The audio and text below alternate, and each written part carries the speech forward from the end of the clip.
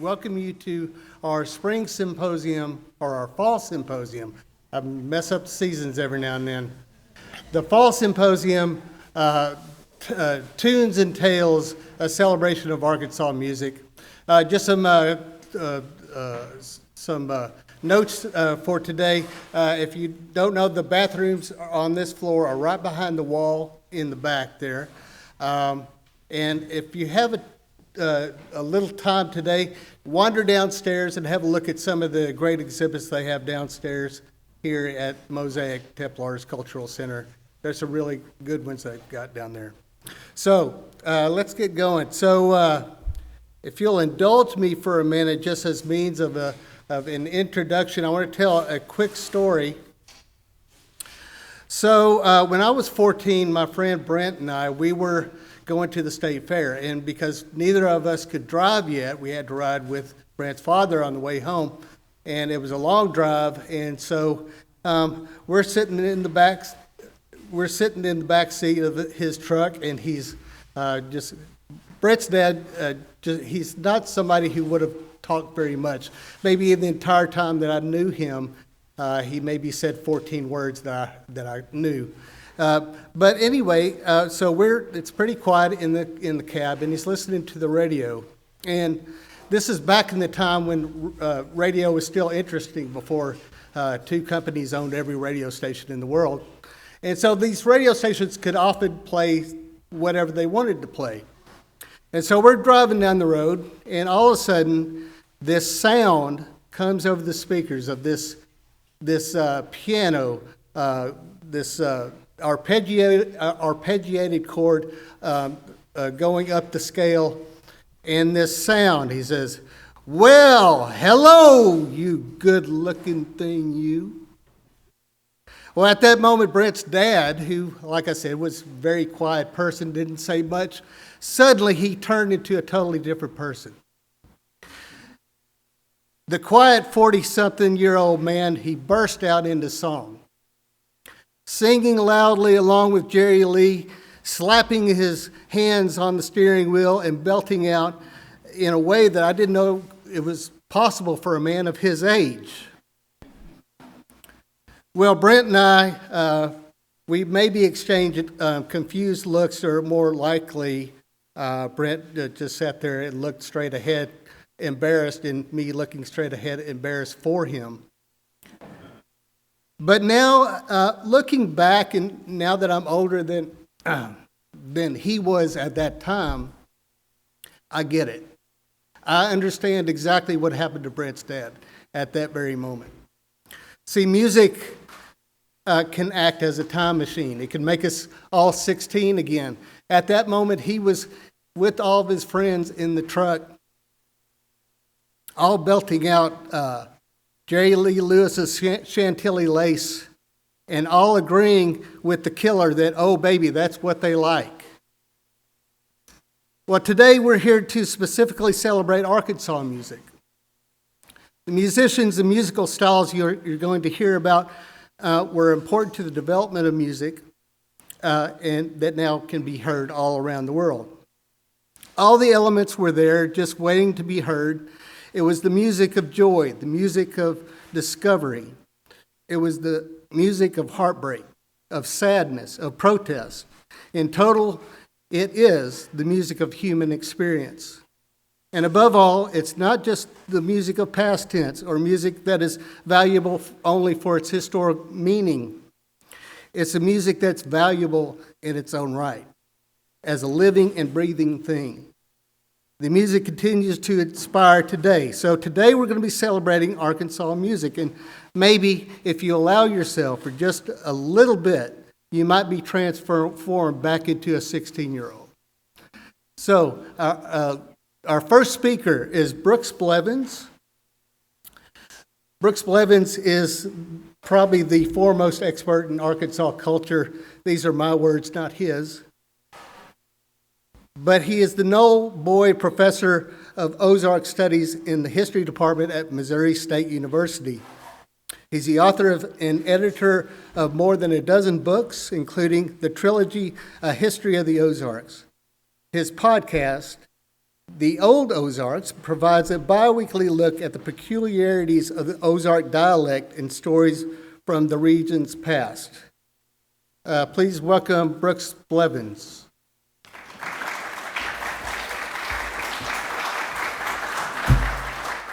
All right. Thanks, Brian, for that introduction. It's good to be here this morning. Nice weather, and a good day to talk about Arkansas music. How many of you know what's happening at the Grand Ole Opry this fall? Have you seen any of the promotion? It's a big birthday, number 100. The 100th anniversary of the Grand Ole Opry is in November of this year. November 28th, to be exact. 1925 was the very first time that the Grand Ole Opry, even though it wasn't known as the Grand Ole Opry at that time, went on the air.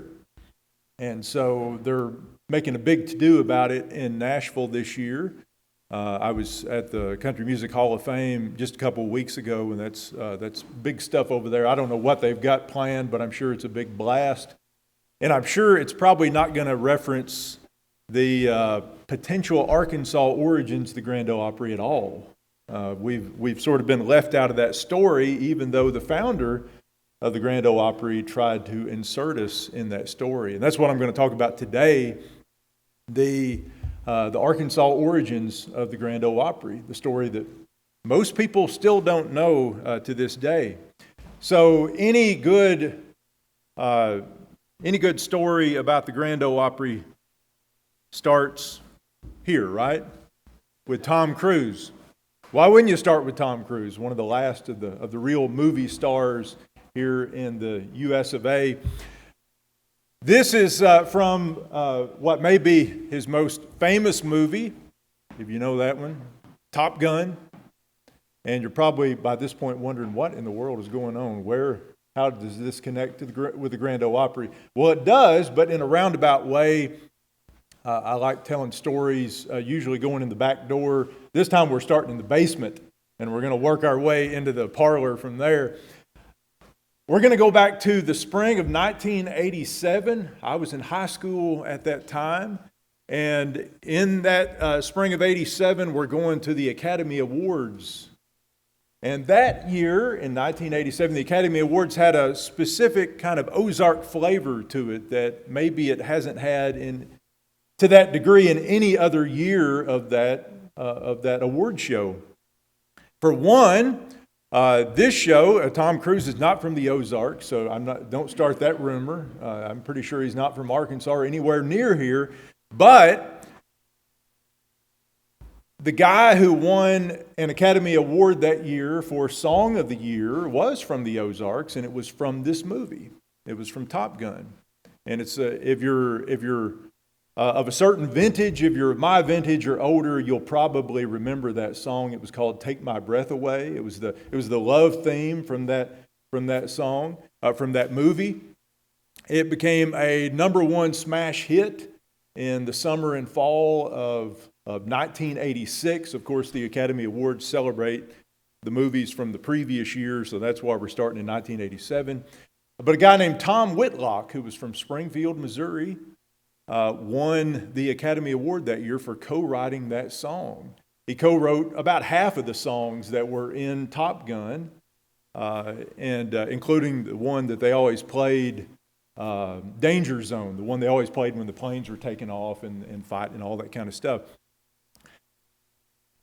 Not only was Tom Whitlock honored at that Academy Awards, but a certain actress by the name of Kathleen Turner was nominated that year for Best Actress for her role in Peggy Sue Got Married, another hit movie from 1986. But I'm not going to talk about either one of them today. The person I'm most interested in was the other Ozarks native, an Arkansas Ozarks native, who was nominated for an Oscar that year. And her name is Tess Harper. Some of you know the actress Tess Harper. Most recently, she had a role in the hit series Breaking Bad, which is not all that recent now, but it's still, if you're my age or older, it still kind of feels new, a lot newer than Top Gun does. But Tess Harper was nominated that year for Best Supporting Actress. for her role in the movie Crimes of the Heart. Tess Harper is from a little town called Mammoth Spring here in Arkansas, right up on the border with Missouri. You can, if you had a really good arm, you could just nearly throw a rock from Main Street in Mammoth Spring across the state line into Missouri. It's just right smack dab on the state line. And as the sort of small town girl that year, she became a media fascination. Anybody from a place called Mammoth Spring, Arkansas, population 700 or whatever it was at that time in 1987, was going to draw some attention. Usually you don't get nominated Oscar people from a place like that. So the old TV show, and it may still be around, I don't watch regular TV anymore, so I don't know what's on there, but the old TV show Entertainment Tonight decided we're gonna take a film crew to this place called Mammoth Spring, Arkansas. We assume we can get there from Hollywood, right? And we're gonna set up a big screen TV or whatever they were doing back in those days, a big screen something in the school auditorium at Mammoth Spring High School. And we're going to invite townsfolk, including Tess Harper's mom and dad, who run the hardware store on Main Street. It just all, this is very Americana stuff, especially if you're living on the coast. And we're gonna invite people to come in, and we're gonna let them watch the Academy Awards ceremony on the TV, and we're going to film them watching the Academy Awards ceremony. Then we're going to play it back a few days later as one of our episodes of Entertainment Tonight, and it'll be a feel-good sort of, here are real Americana folks somewhere watching the Academy Awards. Well, that actually happened in the spring of 1987. And it caused such a stir in Little Mammoth Spring, Arkansas, that the brand new mayor, Jean Pace, the first woman mayor of Mammoth Spring, who had recently taken office, she decided we got to strike while the iron is hot here. We've made national TV. I guess it's syndicated, but it's still national TV. And she goes on the radio a few days after the show airs. And she announces to the local, and the radio station is actually across the state line in Missouri. There's no radio station there in Mammoth Spring.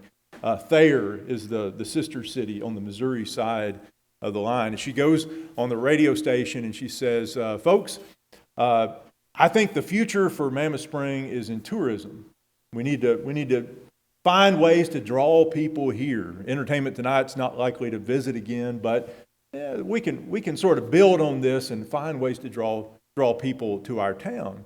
And she asked people to give her ideas of things that would draw tourists.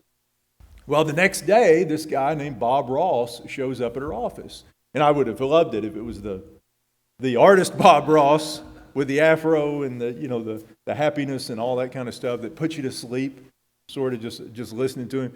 But it was a different Bob Ross. It was a retired Air Force guy, which that artist Bob Ross just happened to be, who was an amateur country musician. And he tells the mayor, he says, my wife read a book written by the guy who founded the Grand Ole Opry, and in that book he says that he was inspired to found the Grand Ole Opry by an experience he had right here in Mammoth Spring, Arkansas. And Jean Pace had never heard the story. And most of the people in Mammoth Spring had never heard that story, or they had forgotten about it. This was, after all, more than 50 years after the founding of the Grand Ole Opry, and more than 40 years after the founder had written that book that was never very widely circulated. So she said, this is something that we can really run with. And there's Tess Harper. I should have put that up a little bit earlier. Might help you remember Tess Harper. But so Jean Pace says, okay, we're going to get together a little brainstorming committee, and we're going to find out how we can capitalize on being the town that inspired the Grand Ole Opry. It sounds like something that ought to draw tourists, right? I mean, if people like country music and people have heard of the Grand Ole Opry. There is the founder, George D. Hay. He's the guy who founded the Grand Ole Opry on WSM in Nashville, Tennessee in 1925. And he wrote this little book here. This is actually kind of a revised later version of it. It was just a cheap little paperback book that probably never circulated far beyond Middle Tennessee. But in that book, he was no historian, so he waited and put all the history stuff about midway through the book, and you got to kind of search through all that to find it. But there's about 3 or 4 paragraphs about his story of how he visited this little place called Mammoth Spring, Arkansas, and he was there as a newspaper reporter. This was not long after World War I. And according to Hay, he was working for the Memphis Commercial Appeal at the time. According to Hay, the paper had sent him there to this place in sort of rural Arkansas, but it was on the railroad, so he was able to ride the rail up from Memphis to Mammoth Spring. They'd sent him there to cover the funeral of a man who had been killed in World War I, a U.S. soldier. They were having his burial. And so he was sent to cover this burial and this funeral of a World War I soldier and to write about it for the paper. According to Hay, after he attended the burial, he came back, he wrote his story, he went to Mammoth Spring, he telegraphed it or wired it or however they did it back in 1925. He sent it to Memphis, and he said afterwards he was walking around out on the streets of Mammoth Spring, and that's not a very long walk. You can cover that pretty quickly. He was walking around, and he had ventured out sort of on the edge of town, and he met this farmer who invited him to a hoedown that night. And having nothing else to do, he said, okay, I'll go to the hoedown. It turns out the farmer was a fiddler, and Hay went with the farmer to a hoedown that night, and there were 2 other musicians playing there, a guitar player and a banjo player. And he said about 20 people showed up. He said it was in a log house about a mile up a muddy road outside of Mammoth Spring. And those Ozark mountain folks sang and danced and played almost until the break of dawn the next morning. And he said it was the greatest experience of my life, and I was inspired by that to create the Grand Ole Opry, this barn dance radio show that went on to become the most iconic radio show possibly in world history, certainly in American history, and certainly the most iconic music radio show and longest lasting music radio show because it's still going on today, broadcast by WSM. So this was the story that he told, and the folks of Mammoth Spring had to figure out how to capitalize on this. So the little brainstorming committee that the mayor put together came up with the idea of doing a musical play based on Hay's visit to Mammoth Spring. And a couple of the brainstormers were musicians. They went off, wrote some songs, wrote a play. They called it The Blue Skies of Arkansas. The title inspired by one of Hay's lines from his book, the green of an Ozark summer and the blue skies of Arkansas, something like that's how he described his experience there. And they came back. They started their play, The Blue Skies of Arkansas, and in the summer of 1988, and also did a kind of a small town festival with that called Solemn Old Judge Days. That was Hay's radio nickname, was the Solemn Old Judge.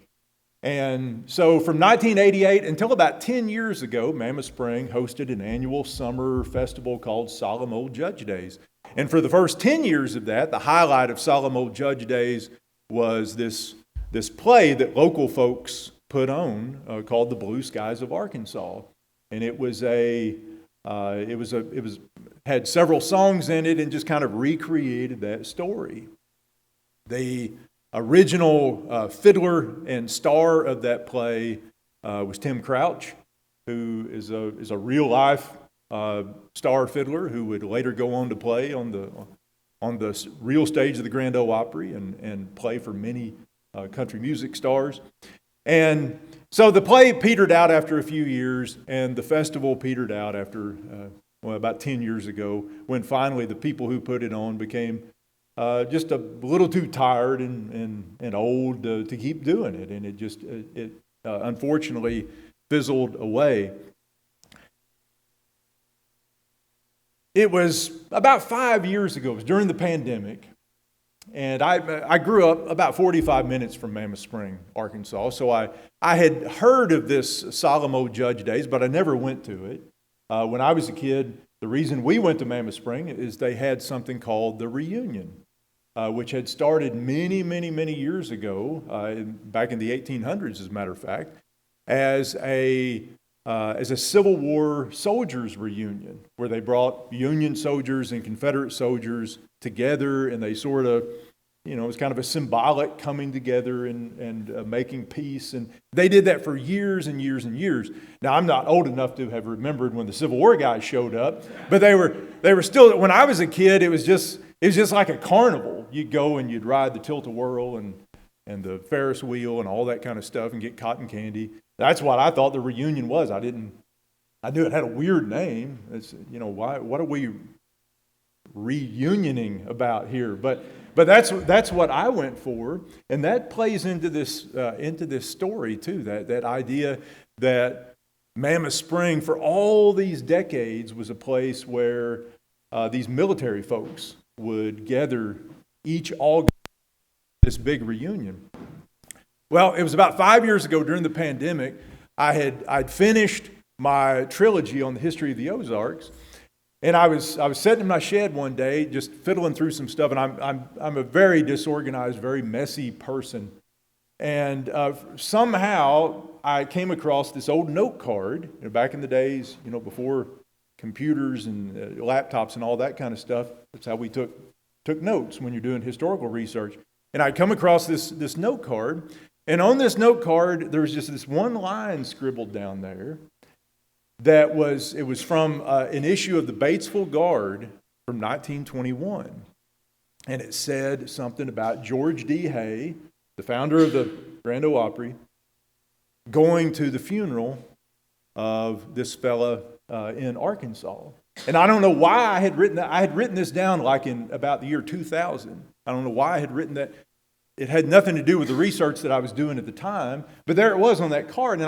And for some reason I got curious, and I thought, well, it's the pandemic. Everybody's sort of homebound, and I don't really have anything going on. I was sort of bored at the time, so I'm gonna poke around in this story and just see what's out there. And so I started looking. By this time, the Solemn Old Judge Days had ended, and they weren't doing that thing at Mammoth Spring anymore. But I looked up a few old articles online, what I could find, and they really didn't. They had never put the story together. They had never really gotten to the bottom of this story, and no one had never interrogated George D. Hay. He was a known storyteller, perhaps a prevaricator, and he was someone who didn't let the facts get in the way of a good story, you might say. And so, as a historian, I was just automatically suspect about anything that George D. Hay said. I just figured he kind of made up the whole thing. And I think country music historians have always figured he just made this up, because it sounds like a nice, good story to connect the Grand Ole Opry with this hoedown in a log cabin in the Ozarks after World War I, and you got a buried soldier and all that kind of, it's very, apple pie stuff. And so I decided I'm going to dig into this story and just see what really happened, see if Hay even ever set foot in Mammoth Spring. So that's what I started doing. And of course, it being the pandemic, I had to kind of pick my places and see where I could go. Here's our map. You can see Mammoth Spring up there in the northeastern corner of the county, right on the state line. And we're also gonna be down here. You see where it says Mount Pleasant and Highway 9. We're gonna be right down on the county line, southern part of the county here directly for a different reason. So this is when I started digging into this, and the first place I came was to the Arkansas State Archives, as a matter of fact. And I wasn't paid to make that pitch up here on stage, because The newspapers I needed have never been digitized, and they're not available. And it buffaloes my students when I tell them, not everything is online. There's still a mountain of information out there that has not been digitized, and you have to go to these places called archives and dig through old records and look at old newspapers on microfilm and stuff like that. So I came to the state archives, and I got the old Mammoth Spring weekly newspapers, and I started looking through them. And here's the first clue I had, and I've already mentioned this. The year was 1921. That year was 1921 when George D. Hay came to Fulton County, Arkansas, to Mammoth Spring, and no one had ever known what the year was, because he didn't say what year it was in his book. He didn't say the soldier's name. He didn't give any detailed information, and that's always kind of a spidey sense moment for historians, where you think, the less specific people are, the more likely they are just making stuff up. But he had never given any details. But that one little newspaper article I had from the Batesville Guard from 1921, referencing a Memphis newspaper article from that same year, at least gave me the year. So I got 1921, the Mammoth Spring Democrat. I started looking through the pages, and sure enough, George D. Hay got off the train in Mammoth Spring. Thank goodness for nosy newspaper editors in small towns. You couldn't visit Mammoth Spring apparently in 1921 without making the paper. We remember those days, the weekly papers in small towns. I grew up in a place like that where we had a weekly paper in our county, and when I was a kid, almost every community still had its own little news column in there, and it would usually be a nice old lady who would write the community news, and she would call everybody in the community, 3 or 4 nights before the paper came out. But that's kind of what was going on in Mammoth Spring. So we know for sure that George D. Hay wasn't making that part up. He did visit Mammoth Spring, Arkansas in June of 1921.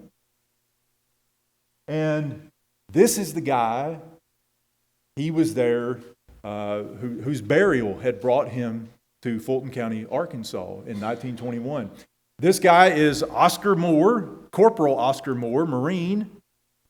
He was killed in the Battle of Belleau Wood in June of 1918. And you might be wondering, why did it take him 3 years to bury this guy? And I did not know the answer to that. I've got one of those PhDs in history, and this caught me by surprise. I didn't realize that it took 3 years after the end of World War I, almost 3 years, before we started bringing bodies of the fallen soldiers back.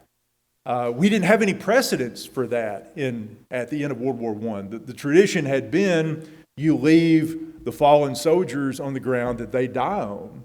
And General Pershing, who was the head of the American Expeditionary Forces in World War I, wanted to leave those thousands of U.S. soldiers who had been killed in France and in the war there in Europe. He wanted to leave them where they were buried as a show of solidarity with our allies in Europe.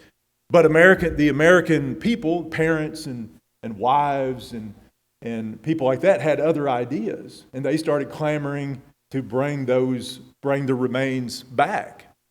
And it took a long process, and finally it was political pressure that influenced the U.S. military to bring those bodies back. And so if you wanted your loved one brought back after World War I, all you had to do was sign a paper saying, bring them back. If you wanted to leave them there, you had that option, and there are still many graves over there from World War I of U.S. soldiers, but most of them were eventually brought back, and Oscar Moore was one of those.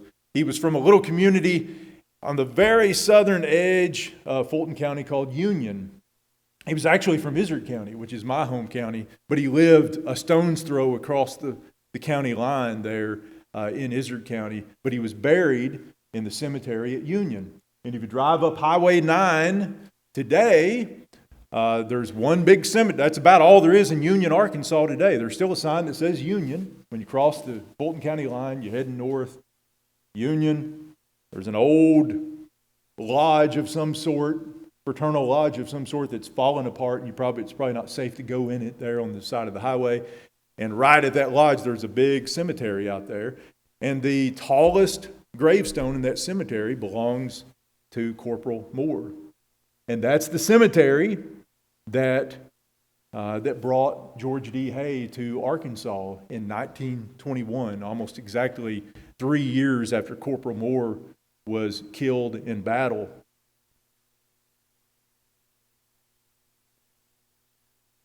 So we know that Corporal Moore's body arrived by train in Mammoth Spring on June 28th. That was reported in the paper. Everything was reported in the paper. If it happened in Mammoth Spring, that guy was on the ball. He was reporting it. And we know that very same day, George D. Hay got off the train at the depot at Mammoth Spring. And he got off the train with a bunch of YMCA boys from Memphis and some of the YMCA leaders from Memphis. And that's where he actually stayed when he was at Mammoth Spring. There was a YMCA camp about 10 miles outside of Mammoth Spring, out in the country, on a little creek there southwest of Mammoth Spring. And that's where Hay went and stayed. And on the day of the cemetery, or on the day of the funeral and the burial, he caught a ride with folks who left Mammoth Spring and were headed down to Union. It's a 30-mile drive. It's from one end of the county to the other end of the county. At that time, it probably took them a good 2 hours or something to make that drive. Today, it would be a little over 30 minutes, but it was a long drive. The reason Mammoth Spring got involved in this, I think, is because of the martial history in Mammoth Spring. By 1921, they'd been having this reunion for about 30 years there. And even during World War I, there were so many young men who volunteered for service in Mammoth Spring that it made the papers here in Little Rock. I found 2 different articles marveling at the percentage of young men who volunteered for service. And I think it was because there was such a martial spirit there, kind of a patriotic spirit that was built up by these years of these Confederate Union reunions. And the young men in the town had been sort of absorbed into this, and we know we've got comments from some of them where they would go and hang out with these old guys at night, because they would set up camp and they would stay there for about a week. And they would hang out around the campfires with these guys at night and listen to their war stories and all that kind of stuff. And so Mammoth Spring was really into this and really into the military aspect of this. And it was the American Legion post in Mammoth Spring that coordinated this funeral that would take place in town and coordinated the trip from Mammoth Spring to the burial ground at Union and kind of did all of this. They carried the casket down there in the back of a truck. George D. Hay did embellish. In his story, he claimed that it was a convoy of horse-drawn wagons that went from Mammoth Spring to the cemetery. It would have taken them a couple days to make that trip in wagons, but he was romanticizing that part. But we do know it was they were in vehicles because the newspaper told us that. What are we going to do when we don't have newspapers? What are future generations going to do with our history when they can't go back to the newspapers and see this stuff? But so that's all contributing to this. Something else that plays into this, the early 1920s, not unlike our own day and time, was a time of blossoming culture wars. If you want a good sort of a good era in American history to compare our own times to, all you have to do is go back 100 years or so. The 1920s was hot and heavy in culture wars. And the American Legion was right in the middle of all of that kind of stuff. The American Legion was leading the charge against communism or suspected communism, against the unions and all this, anything that they considered sort of anti-American. And they were leading the charge for 100% Americanism. And the slogan 100% Americanism gets picked up by the Ku Klux Klan and turned into a racist slogan as well in this era of eugenics and and racism and Jim Crow. And so that's all going on in the background of this too. I'm not saying that those American Legion people are claiming everything that 100% Americanism stood for in the 1920s, but they're definitely pushing back against the people they consider to be un-American. Or just, this was, they would even, there was a famous fight that took place in 1921, right around this time. I think was it Jack Dempsey, I think, was fighting for the world championship. And the American Legion in the United States took the side of the Frenchman that he was fighting because the Frenchman had actually fought in the war, and Dempsey had not. I hope I've got the right name of the fighter. I think it was Dempsey who was fighting this. So all this is going on, and so it's the Forest Stone Post of the American Legion that kind of heads up this burial effort. And here's the big tombstone, and here's the little church where they had his memorial service in Mammoth Spring before they left town. And they had chosen this church, the first Christian church of Mammoth Spring, Disciples of Christ. They had chosen this church because the minister at that church had been wounded in World War I as a civilian volunteer there. And so everything was very much wrapped up in this patriotic fervor that the American Legion was doing then. So again, here's just below the 9 there, below Mount Pleasant, is where Union is. I don't know. It's not. If you've ever been to Union, you know why they didn't put it on the map. But it is more significant than Mount Pleasant. I have no idea why that's on there. There is no Mount Pleasant left there, so they could have easily put Union on there instead of that. But so that's the story. So George D. Hay did come to Mammoth Spring. He did write a story about the burial of this fallen Marine, even though it was 3 years after the Marine's death in World War I. And he wired that story back to the Memphis Commercial Appeal, and the Commercial Appeal never published it. I ran myself crazy. This is, again, before the Commercial Appeal was on newspapers.com, which it is now. It wasn't 5 years ago. And I must have read 2 weeks' worth of commercial appeals from cover to cover twice, thinking, I'm missing this story. But it was never in there. It shows up tangentially in an editorial that C.P.J. Mooney, the editor of the Commercial Appeal, wrote when he referenced a story that one of his reporters had sent in about this burial, and it has about a paragraph in there.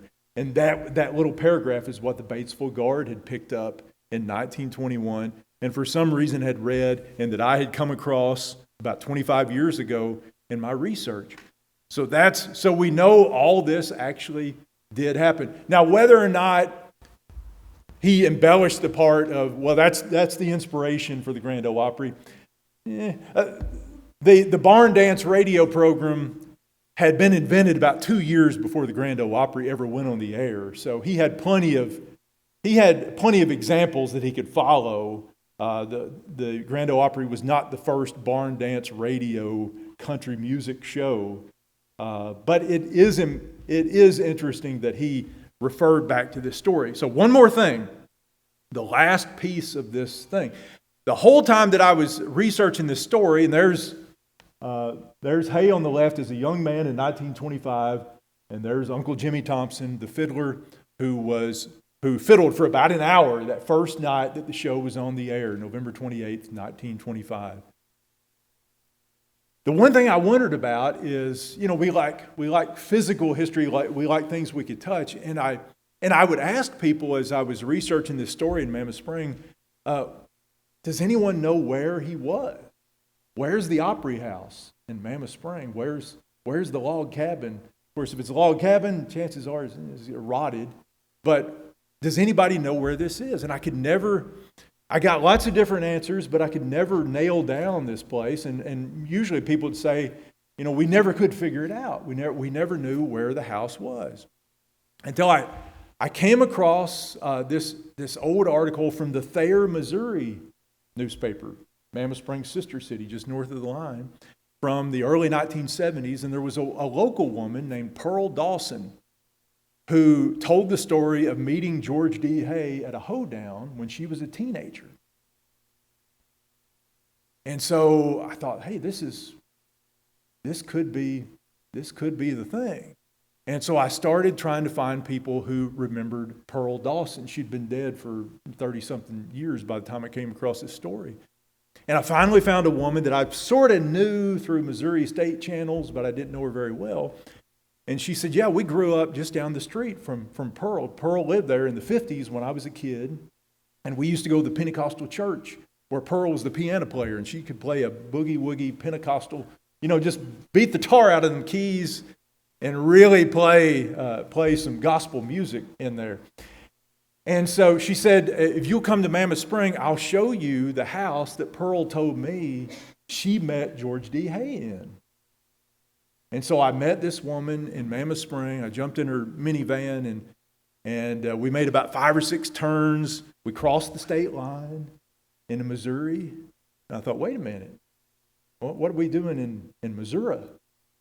And we got on this dirt road called State Line Road. And it's literally on the state line is in the middle of that road. So if you're on the south side of that road, you're in Arkansas. You're on the north side of that road, you're in Missouri. And the house was on the north side of the road. It's in Thayer, Missouri. And I'm pretty sure that part of the reason the folks in Mammoth Spring didn't know where the house was is that they might have known where the house was. But it's on the wrong side of that arbitrary state line that we decided on, whenever that was. And so I decided, and I thought, well, it turns out the last person who lived in that house was murdered in that house. And if you visit the neighborhood, it will not blow your mind that happened. It's kind of a rough looking place. And so it's vacant. The house is still there. This is what it looks like. That's what it looked like a couple years ago. And so I went to the county courthouse and started digging through old records to see if I could find who owned that house in 1921. And I found it. I traced it back. I found who owned that house in 1921. It was Pearl Dawson's sister and her husband. Pearl Dawson would have been known to older folks in Thayer and Mammoth Spring as the daughter of a fellow named T.V. Marshall, who was the most notorious bootlegger and moonshiner in Thayer, Missouri, and in Mammoth Spring, Arkansas. He operated on both sides of the line. That's why he was there, so he could sort of avoid the law on either side. And from what I've been able to gather from old-timers who remember, this was probably the center of his operation. And it's very likely, though we can't know for sure, that George D. Hay got his inspiration for the Grand Ole Opry at a speakeasy, at a Blind Tiger in 1921, which would certainly fit much more comfortably into the history of country music, I think. And sort of, you got the whole honky-tonk thing that's just coming down the line, a few years later. And if this is the Opry House, and we don't have any other, there's no other candidate for that, and people remembered visiting George D. Hay at this house, then we have a whole different story of the origins of country music. And we do know that Hay was there. From an Arkansas standpoint, I guess we would have to share the origins with Missouri a little bit, because this is a story that happened on both sides of the state line. But this is really the untold origins of the Grand Ole Opry that you're not likely to come across in this year's 100th birthday anniversary. Though I'm sure there are some outlaw country folks in Nashville who would love this story and would embrace it with all their heart. But that's the untold story of George D. Hay coming to the Arkansas/Missouri Ozarks in 1921, being present at the burial of Corporal Oscar Moore, whose sister was married to my wife's great uncle, I think. There aren't many of us up there, so we're mostly related to everybody else who's there. But who then wrote the story and memorialized it in his book on the history of the Grand Ole Opry. And I thank you very much.